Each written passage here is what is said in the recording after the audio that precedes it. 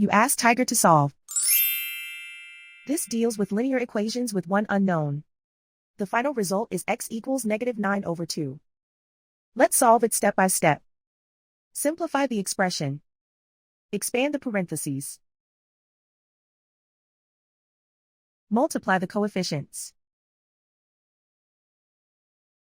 Simplify the arithmetic. Group like terms. Simplify the arithmetic. Group all constants on the right side of the equation. Add 9 to both sides. Simplify the arithmetic.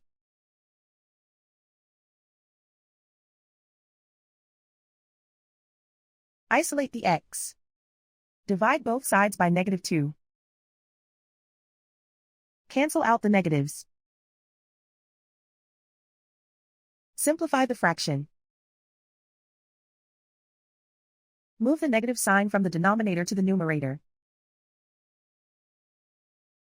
And so the final result is x equals -9/2.